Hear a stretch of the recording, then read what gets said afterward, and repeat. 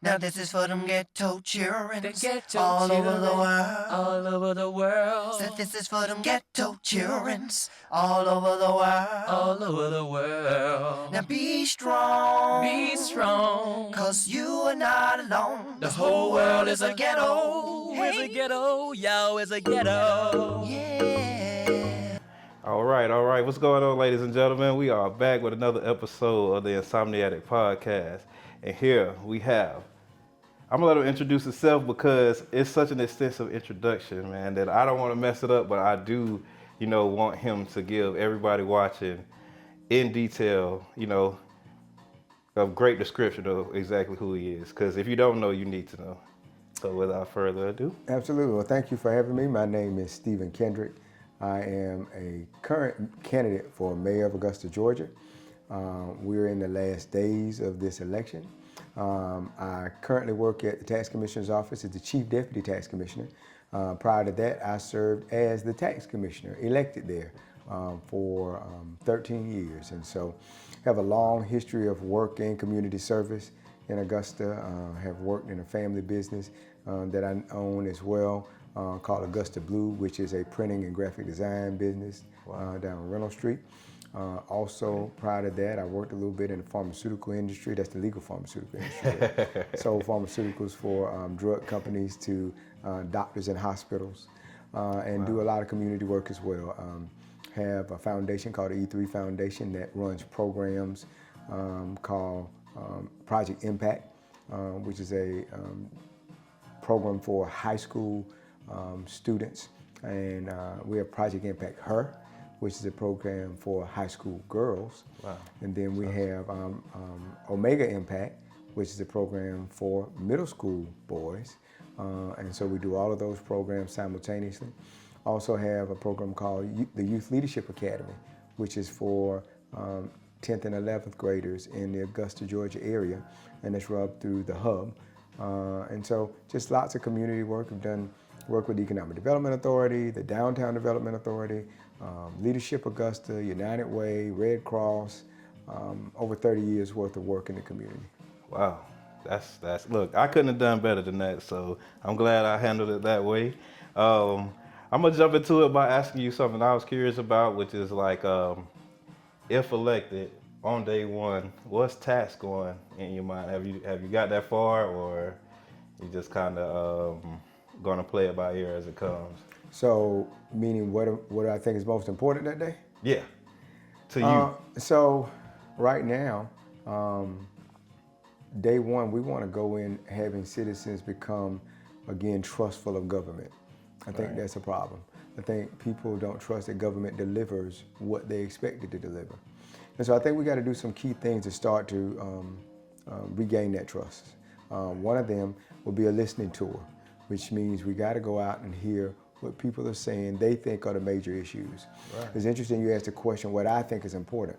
I think a lot of the problems we have is because people like me put what they think is important, and while that may not reflect the community at large, it sometimes would cause issues. And so while I have my ideas, I think a listening tour, once you've gained a position, is important. I think we got to get our financial house in order, and so I want to do an intense review of our city's finances. I think we need to do an audit of some particular departments in order to, again, regain trust. I've offered to audit the Tax Commissioner's Office, where I've run. Let's audit and allow people to understand that we are and doing the right things every time. And then I think the last thing is we need to do operational review. And that means we need to make sure that we have the right head count at the city, that we have the right number of people in every place. Where technology is advanced and we can have less people, we need to do that. Yeah. But in some places we can do more. I think we need to reduce some of these outside consulting contracts and bring some of that work in-house. I think that will balance off some of our finances. I think the number of people that work for the city could go down, but at the same time, if we reduce some of these contracts where we're paying these millions and millions of dollars, maybe those people will need to stay because we have to do the work that those consultants are out there doing. So most important to me is listening, financial audit, and an operational review.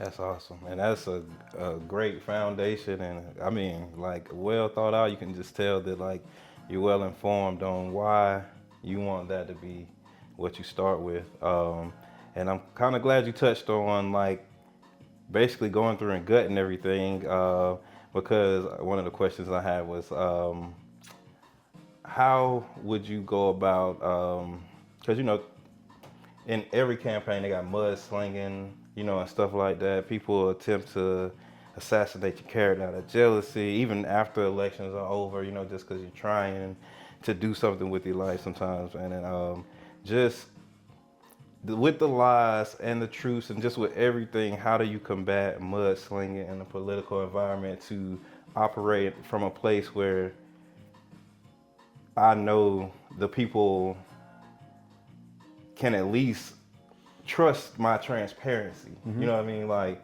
they can trust that I'm being 100% every time, regardless of what they heard. How do you feel like you could get to that point with the entire city? So I think it starts with things like this. I think you have to get out and you have to talk to people. They have to know you when you don't have the veil of politics on, and get to know you in a different way. And so I think a lot of that becomes meeting people right where they are. We'll have an office down in the municipal building, but I want to meet people at the Waffle House. Right. Let's go in and have a cup of coffee. Let's meet at a baseball game that's going on with the Little League, and let's meet at the baseball game. You got to go and take your grandson to baseball. Let me come out there and sit there and talk with you then. Yeah. I think we need to meet when the young ladies are going to ballet, and you have to wait for your daughter because she's in ballet or she's in dance. Right. You got to sit there and wait as a parent. I can pull up. We can talk. Right. I think that listening, that openness, that ability to meet people where they are so they can have their questions is the beginning of that process to me. I think once people figure out that you're a regular person, that you're going to make mistakes, that you're going to have ideas, you're going to be wrong sometimes, you're going to get corrected sometimes, but that if we all treat this like family and say, even though we disagree, we're not going to fall out about it, I think that is the beginning of that. And that building of that character and trust begins with just meeting people where they are. So that's going to be a part of what I do. You're going to hear some strange stories of people saying, he pulled up on me when I was there and he stopped and sat down, because that's where it's going to be. Doesn't have to be come to my office and sit down. There's a certain thing that goes with having to go in an office, go through security, sit in somebody's lobby, sit in their office. I want to even the playing field. I'm just a regular person. Comfortability. Yeah, that's awesome. Do you feel like it's been any misconceptions thus far about you, like just from when you started in the political space through now, that you may have heard? Well, I think absolutely. And some of that is twofold. Some of that comes from what people think of politicians in general, and so that's fair. But I think a lot of it too is because people don't know me and they presume to know who you are based on what you have and what they believe they know about you. And so, I've never claimed to be the person who grew up in a broken family, who struggled. I didn't. Both my parents were with me my whole life until my father passed. My father had a business since I was 4 years old. We lived in a home. We never rented since I've known. I got a car when I was in the 12th grade in high school. And so, but when you live that kind of life, other people look at that life and make presumptions about you. They assume who you are. And so they make you someone who's unapproachable because they don't know if you think that you're better because you've had things. They already make assumptions that you're someone that doesn't do the same things they do. And so those things packaged with being a politician, that you walk in the door with people saying, he's this. Right. But you work to break down those stereotypes and you don't offend. Didn't offend me that people had that presumption, because if you don't know me, I understand it. It's after you get to know me and you still have that where the problem lies. Exactly. And that's typically not what happens. So if you're trying and you're open, then we usually leave on one accord and people say, okay, well, I can work with him. Some people though aren't open for that. Some people already have decided that you're not going to be somebody they're interested in getting to know. Right. And you can't fix those. Right. Can't fix those. That's true. Well, I'm going to shift a little bit, man, into some positivity, like completely, because Augusta is such an artsy city. There's so much I mean, we have people like Baruti Tucker, you know, an artist who paints with his hands. You got like James Brown, of course, you know, like it's just so much to Augusta, so much more than, as far as arts go, than it gets credit for. So being a songwriter, artist, DJ, or podcaster, you know, it's kind of a curiosity that I feel like my counterparts would share. It's like, in that space, is there anything you have thought of to at least keep it where it's at, if not make it a little bit better, or some type of, I say festival or something you might have in mind to throw to bring people in the city together on your own, that, you know, kind of when we have stuff like that, the food trucks, the, you know, the artists, the musicians, they all kind of have events around that type of thing. So like, is there anything that's going to be new should, you know, the election be yours? Great question. Probably didn't know this about my background. So I have, I was for about 20 years a member of the Greater Augusta Arts Council. Actually chaired the Arts Council for a while, and am part of the operations teams that put on the Arts in the Heart of Augusta every year. Wow. And so me and my staff for the last 20 years have been some of the people who actually work on organizing and executing that festival. So you mentioned Baruti, his wife Denise is the chairman, is the executive director of the Arts Council. Denise is the executive director, close friends of mine. Wow. And so work with them quite a bit on making sure we keep the arts community at the forefront. Now, you spoke to festivals, and so most people might not know I'm a music dude. And so I launched my campaign with a music festival last November. And so in that music festival, we had it in the Commons, and we had several performers, local performers play for me. Let's see who played. Siobhan Campbell and Trey Sounds played. Who else played? Siobhan is awesome. Chris, you can make me forget these folks' names. Anthony Greenwood, Trey McLaughlin and his group played. Wow. There were several who participated in that music festival. But I am such a big proponent of that. One of the things that I want to see us do more regularly are music festivals, because I believe music are unifiers. And one of the things Augusta is right now is a divided city. Right. One of the things that we tend to always have issues with is each other. And we find reasons to be separate, we find reasons to be negative. But music is that one unifier that brings people together. Even if it's not your genre of music, somehow, if I end up at a country music concert, it's something about the beat in that step or something that makes me enjoy music, if you enjoy music like that. And so I've already proposed that this summer we're gonna have some Unity Music Festivals so we can invite the community for free. Come down, hear music, understand each other, but all be in the same place, enjoying the same thing. And so that's a big deal for me. When I was on the Arts Council, we used to have the Garden City Music Festival. They just had the songwriters thing last weekend. I didn't get to go because I was doing campaign things, but I'm very much into the local music scene. I have them play at my event center. I have an event center called Central Station. And I've had bands come and play there. As I mentioned, Anthony Greenwood's come play there, Trey Sounds has come play there, different bands come and perform. So I'm hoping to put music as an art in the forefront of everything I do, and see if we can put Augusta on the map with that music scene. Definitely. And shout out to all those artists too. I know a lot of them, and man, I mean, we got some great artists in the city, some great artists. And that's known well far beyond the city, you know, like sometimes you don't realize how far certain artists reaches from here, but like once you get outside of here, you know, kind of look back at it, you kind of get more perspective. Like I said, I know you're a busy man, I ain't gonna hold you long, but I do got a question for you that I'm pretty sure the younger generation would like to know from you. Drake or Kendrick? Well, you know, that ain't hard. Ain't hard? Kendrick is the name. Yeah. I mean, listen, I would feel, I ain't never really been a big Drake guy. Really? Never have. Never been a big Drake guy. Kendrick Lamar, and so you said younger folks. I'm y'all could be my kids, and so I certainly don't proclaim to be a part of that age group. But have an appreciation for more what Kendrick Lamar does, and his influence on what's going on in the community. So, I'm more back in the old days with Nas and Jay-Z. I'm a little older, so I'll be 58 Sunday.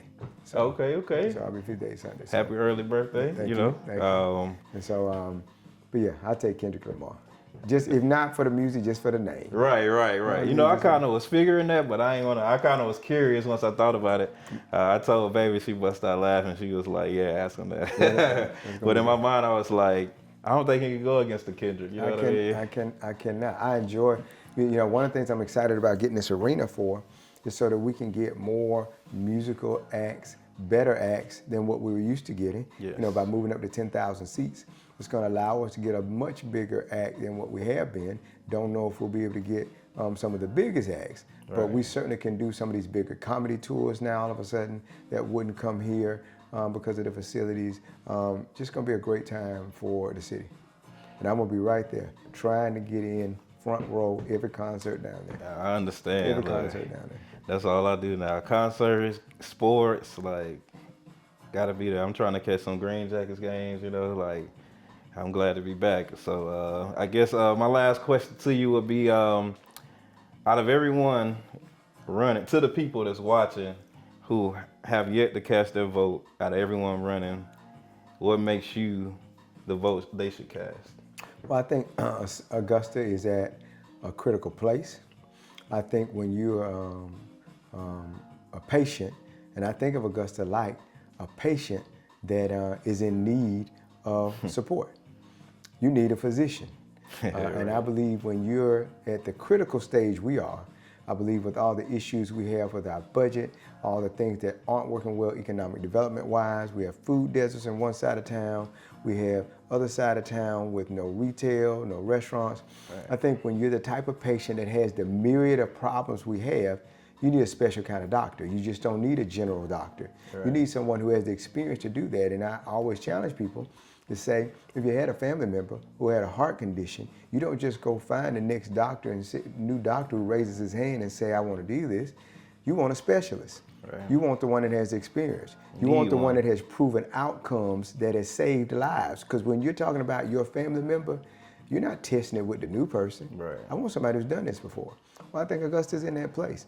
And I think they've had someone, as I mentioned, I've served as tax commissioner. I've demonstrated to the city that I can take a office or an agency and turn it around, make it produce for the city. And right now, we need somebody who's able to do that. And so I feel like that is the strongest support for me being our mayor is not just the vision, it's just that I'm ready and willing to go to work day one and make an impact that you'll see. Right. That was a great response. And the city of Augusta, if you know that that's what y'all need. So when you go vote, I know I'm a Carolinian, so I'm kind of exempt. However, listen, I'm Augusta born and bred and got love for the city, and I want to see her do good in the same way that he spoke about it. And I've witnessed for a while, the potential, but the steps not being taken to reach the potential. So with your vote, help us get closer to that. Thank you for coming out. It was great having you. Thank you for inviting me. I appreciate it. Yes, sir. Anytime. The Yes, sir. Insomniatic. Yes, sir.